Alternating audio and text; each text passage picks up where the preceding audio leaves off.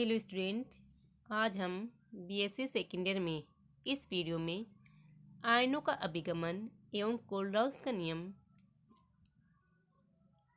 आयनिक गतिशीलता तथा कोलराउस ने लैम्डा इन्फिनिटी यानी आयनिक चालकता का निर्धारण किस प्रकार किया तथा अरेनियस का विद्युत अपघटनी वियोजन का सिद्धांत तथा उसकी क्या क्या सीमाएं थी, इसके बारे में डिस्कस करेंगे। तो सबसे पहले हम डिस्कस करते हैं कि आयनों का अभिगमन एवं कोलराउस का नियम। चूँकि हम जानते हैं कि प्रबल विद्युत अपघट्य अनंत अनुता पर पूर्णतः आयनित हो जाते हैं, जबकि दुर्बल विद्युत अपघट्यों का पूर्णतः आयनन नहीं होता है। अतः इसके लिए दुर्बल विद्युत अपघट्यों के लिए लैम्डा इन्फिनिटी अर्थात अनंत अनुता पर तुल्यांकी चालकता का मान आलेख परिवेशन विधि द्वारा ज्ञात नहीं कर सकते। अतः इसके लिए आयनों के स्वतंत्र अभिगमन का कोलराउस का नियम काम में लेते हैं। इसके लिए कोलराउस ने बताया कि अनंत अनुता पर प्रबल विद्युत अपघट्य का आयनन पूर्ण हो जाने से सभी अंतर आयनीय आकर्षण समाप्त हो जाते हैं। यह दुर्बल विद्युत अपघट्य कोलराउस का नियम दुर्बल विद्युत अपघट्यों के लिए उपयोग में लिया जाता है।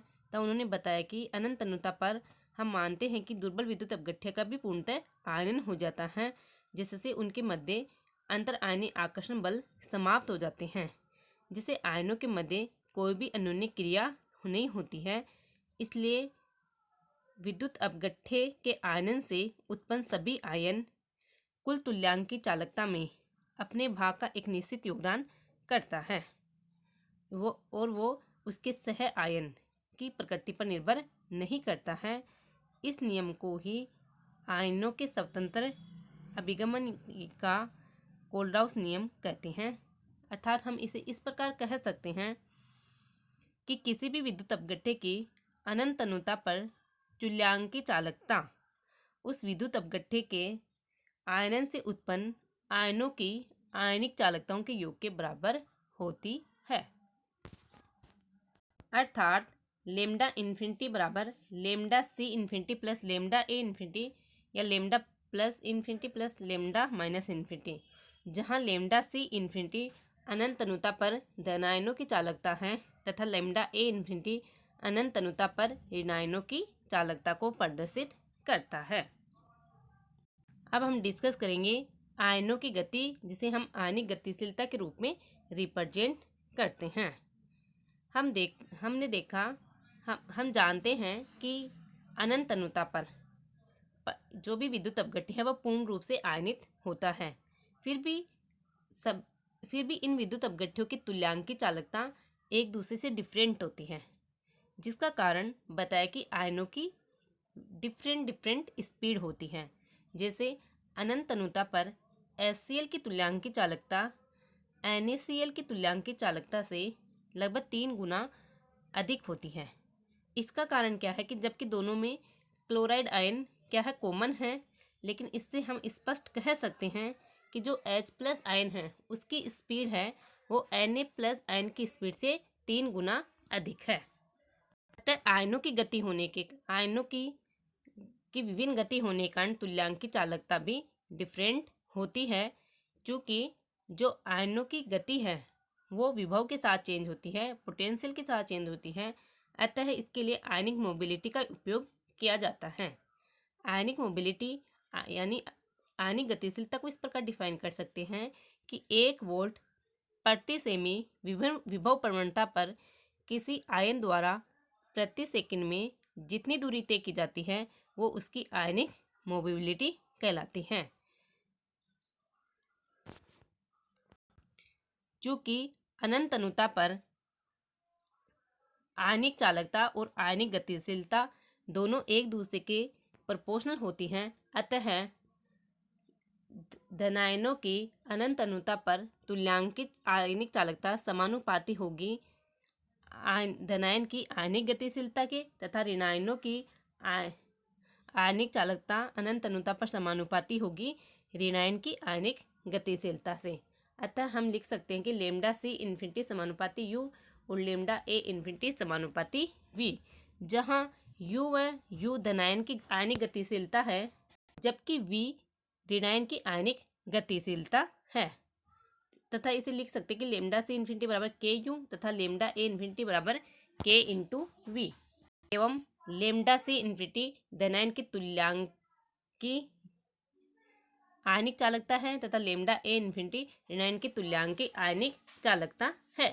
लेमडा इन्फिनिटी जो कि किसी विद्युत अपघट्य की तुल्यांक की चालकता है अनंत अनंत पर, तो लेमडा इन्फिनिटी बराबर lambda C infinity plus lambda A infinity जो कि कोलराउस के नियम से है। अतः इनका मान रखने पर लेमडा इन्फिनिटी बराबर के यू प्लस के वी प्राप्त होता है, जो कि आयनिक गतिशीलता के रूप में अनंत अनुता पर किसी विद्युत अपघट्य के तुल्यांक की चालकता को प्रदर्शित करता है। और आयनिक गतिशीलता का यूनिट होती है semi square second inverse volt inverse. अब हम डिस्कस करेंगे कि लेमडा इन्फिनिटी का निर्धारण अर्थात अनंत अनुता पर तुल्यांक की चालकता का निर्धारण कैसे किया जाता है। लेमडा इन्फिनिटी के निर्धारण के लिए कोलराउस ने प्रबल विद्युत अपघट्यों के लिए लेमडा C बराबर lambda infinity minus B root C equation के अनुसार लेमडा C तथा रूट C में एक ग्राफ खींचा जो कि रेखीय प्राप्त होता है, लीनियर प्राप्त होता है। इस आलेख में बर्हिवेशन विधि का यूज करके अनंत अनुता पर प्रबल विद्युत अपघट्यों की तुल्यांक की चालकता ज्ञात की गई। लेकिन क्या होता है कि जो दुर्बल विद्युत अपघट्य हैं वो अनंत अनुता पर भी पूर्णतः आयनित नहीं होते हैं। अतः इस सिचुएशन में दुर्बल विद्युत अपघट्यों के लिए दुर्बल विद्युत अपघट्यों के लिए लेमडा इन्फिनिटी का निर्धारण नहीं किया जा सकता। अतः इसके लिए कोलराउस के आयनों के स्वतंत्र अभिगमन नियम का उपयोग करके दुर्बल विद्युत अपघट्य के लिए अनंत अनुता पर तुल्यांक की चालकता ज्ञात की जाती है, जिसके लिए लेमडा इन्फिनिटी बराबर होगा lambda C infinity plus lambda A infinity. अर्थात दुर्बल विद्युत अपघट्य की अनंत अनुता पर तुल्यांक की चालकता उसके अवयवी आयनों की अनंत अनुता पर आयनिक चालकताओं के योग के बराबर होगी। इस प्रकार हम दुर्बल विद्युत अपघट्य के लिए लेमडा इन्फिनिटी अर्थात अनंत अनुता पर तुल्यांक की चालकता की गणना कर सकते हैं। नाउ डिस्कस करेंगे आर्रेनियस का विद्युत अपघटनी वियोजन का सिद्धांत। आर्रेनियस ने क्या माना, इसके कुछ मुख्य अभिगृहित हैं जो कि निम्न प्रकार हैं। आर्रेनियस ने सोलवेंट के रूप में जल का उपयोग लिया। उन्होंने कहा कि जब किसी विद्युत अपघट्य को हम जल में डिजोल्व करते हैं तो वह आयनों में वियोजित हो जाता है। धनावेशित आयन कणों को हम धनायन केटायन कहते हैं तथा ऋणावेशित कणों को हम एनायंस कहते हैं। फिर आगे उन्होंने बताया कि जब हम इन आयनों को विद्युत क्षेत्र में रखते विद्युत क्षेत्र में तो विद्युत क्षेत्र के प्रभाव में ये आयन क्या है, स्वतंत्र रूप से गमन करते हैं। धनायन कैथोड की ओर अर्थात अपने से विपरीत आवेशित इलेक्ट्रोड की ओर तथा ऋणायन एनोड की ओर गमन करता है। और ये गमन करने पर ही जो विलयन होता है, जो हमने विद्युत अपघट्य को जल में डिजोल्व किया तो उसका जो विलयन है उसमें विद्युत धारा प्रभावित होती है और इससे ही हमें क्या है, चालकता होती है। और यह चालकता आयनों की प्रकृति उनकी संख्या पर डिपेंड करती है। नव आगे कि जो विलयन में धनायन व ऋणायन है उनकी संख्या भिन्न भिन्न हो सकती है, परंतु धनायन एवं ऋणायनों पर कुल आवेश हमेशा समान होता है। अर्थात हम कह सकते हैं जो सॉल्यूशन बनाया है वो विद्युत उदासीन होता है। नेक्स्ट है कि ये जरूरी नहीं है कि संपूर्ण विद्युत अपघट्य ही वियोजित हो, तो कुल विद्युत अपघट्य की वह भिन्न या मात्रा जो वियोजित होती है उसे हम डिग्री ऑफ डिसोसिएशन अर्थात वियोजन की मात्रा कहते हैं और जिसे अल्फा से रिप्रेजेंट करते हैं। और वियोजन की मात्रा अल्फा होती है आयनों में वियोजित मोलों की संख्या अपॉन प्रारंभ में लिए गए कुल मोलों की संख्या। नेक्स्ट आर्रेनियस ने बताया कि विलयन में अवियोजित अणु भी रहेंगे और आयंस भी रहेंगे, तो विलयन में आयनों तथा अवियोजित अणु के मध्य एक प्रकार का साम्य स्थापित हो जाता है जिसे हम आयनिक साम्य कहते हैं। नेक्स्ट उन्होंने बताया कि जो विद्युत अपघट्य के प्रॉपर्टीज होती हैं वो उसके आयनों की प्रॉपर्टीज होती हैं।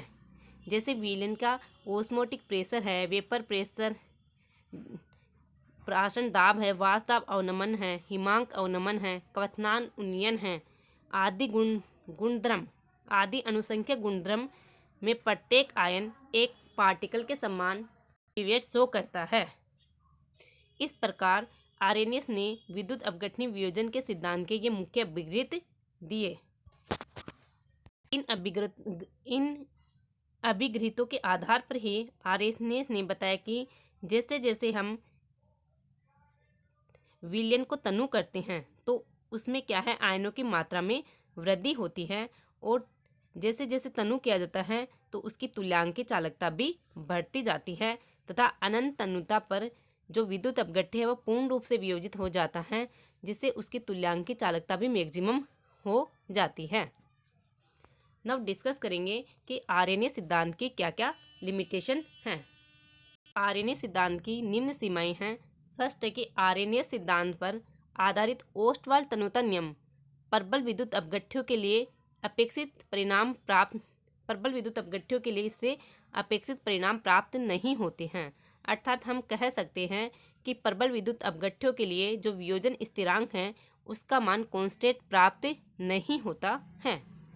सेकंड है कि प्रबल विद्युत अपघट्यों के लिए चालकता मापन द्वारा प्राप्त वियोजन की मात्रा के मान वॉन हॉफ गुणांक द्वारा प्राप्त वियोजन के मानों के समान नहीं होते हैं।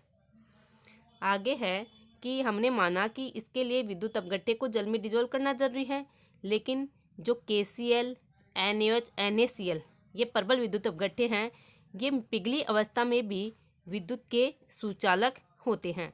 अर्थात हम कह सकते हैं कि जो विद्युत अपघट्य का वियोजन है वो जल की अनुपस्थिति में भी पॉसिबल है, लेकिन आर्हेनियस ने माना कि विद्युत अपघट्य को जल में डिजोल्व करने पर ही आयंस प्राप्त होते हैं। नेक्स्ट है कि आरएनए सिद्धांत में आयनों के अस्तित्व को तो मान लिया कि आयन होते हैं, लेकिन उन्होंने ये नहीं माना कि विपरीत आवेशित आयनों के मध्य आकर्षण भी होता है, क्योंकि हम जानते हैं कि प्रबल विद्युत अपघट्यों के सांद्र विलयन में आयनों की संख्या बहुत होती है, क्योंकि इसका पूर्णतः वियोजन हो जाता है। अतः यहाँ पर जो अंतरा आयनिक आकर्षण बल हैं वो अधिक हो जाते हैं। अतः इससे क्या है, जो सॉल्यूशन की प्रॉपर्टीज हैं वो अफेक्ट होती हैं। परंतु दुर्बल विद्युत अपघट्यों में आयनों की संख्या कम होने के कारण, अर्थात उनका पूर्णतः वियोजन न होने के कारण आयनों की संख्या कम होगी, जिससे उनमें आकर्षण कम होता है।